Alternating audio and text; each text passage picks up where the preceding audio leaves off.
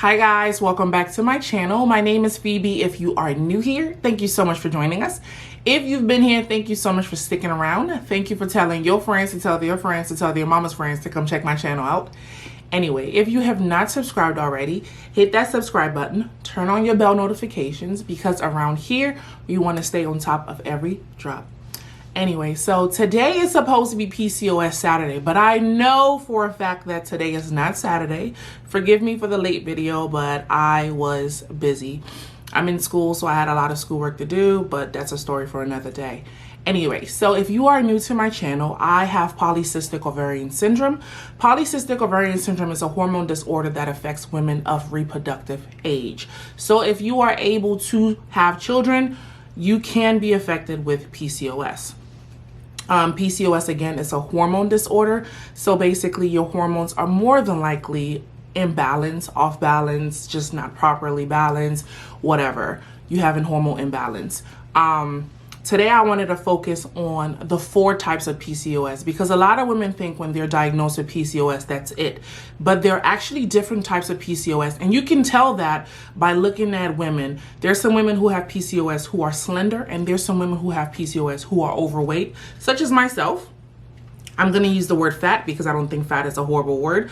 But there are women who have PCOS who are fat like myself, and women who have PCOS who are skinny. So that's something that women have to take into account. When you are diagnosed with PCOS, the next thing to do is to figure out what kind of PCOS you have, because it's going to help you with your treatment options. And by treatment options, I just mean how you plan to manage and take care of yourself with PCOS. Types of PCOS. The first one is insulin resistant PCOS. That's the one that I have. And this is the most common type of PCOS. This type of PCOS is caused by high levels of insulin. It prevents ovulation, and it can trigger the ovaries to create too much testosterone. And I know for a fact this is the kind of PCOS I have, because when I was diagnosed, my doctor did blood work, and when my results came back, my testosterone levels were way higher than my estrogen levels. And for women, we know we all have estrogen, we all have testosterone.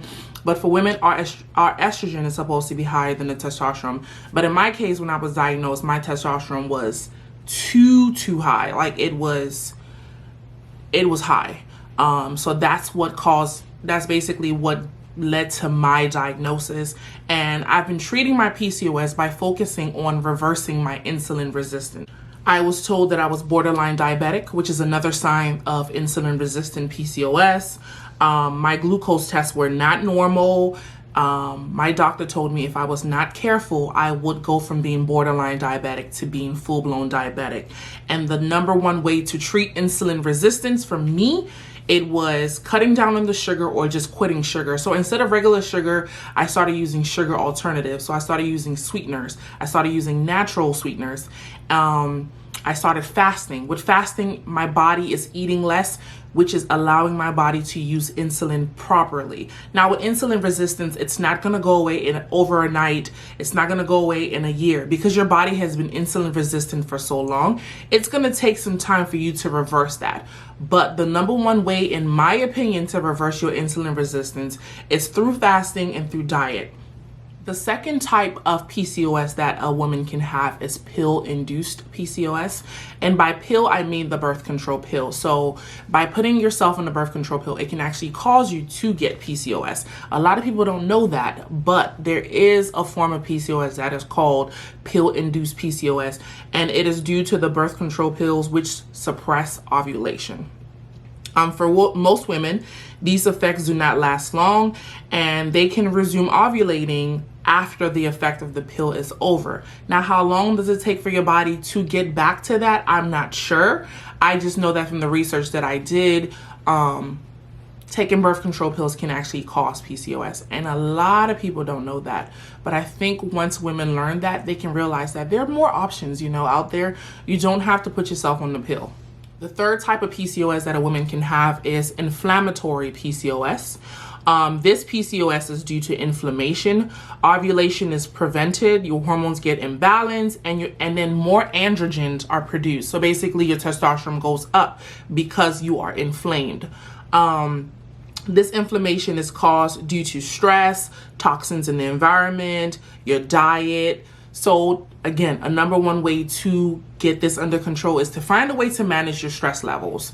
Work on a better diet. If you know your diet is causing your body to be inflamed, if you know you are not allergic, but if you know your body doesn't do well on dairy or gluten, the next thing to do is to probably get rid of that. Like, take it out of your diet and see how your body responds. In my case, I am not sensitive to dairy or gluten, so I don't have to focus on taking those out of my diet.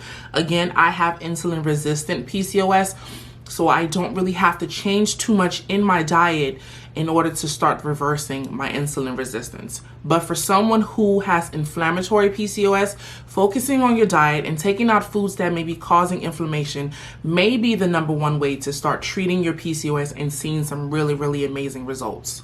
The fourth and final type of PCOS that a woman may have is adrenal PCOS. Adrenal PCOS is not driven by insulin resistance or inflammation. Instead, it's an abnormal response to stress. Treatments, again, include stress reduction, increasing the magnesium that you take. Some vitamins may help. But again, with the adrenal PCOS, it just means that you have elevated testosterone. Adrenal PCOS may show up as hidden PCOS because sometimes blood work won't even show that your hormones are off balance or imbalance. So it's something that you really have to dig deep. I feel like with women, no matter what kind of PCOS you have, stress management is probably the number one key to really treating your PCOS well. After changing up a few things in your diet, managing your stress levels may be more important than exercise, in my opinion, because a lot of things get thrown off by stress. Cortisol is thrown off. Your hormones are thrown off. Stress affects everything. It affects your hair. It affects your waistline. Okay? It affects your sleep. It affects your livelihood. So finding ways to manage your stress may be the number one way to really treating your PCOS. After that, include some changes in your diet. After that, pick up an exercise that you like. You don't have to go into the gym and get on the treadmill for 1 hour. You don't have to lift weights. You can find whatever form of exercise that you like.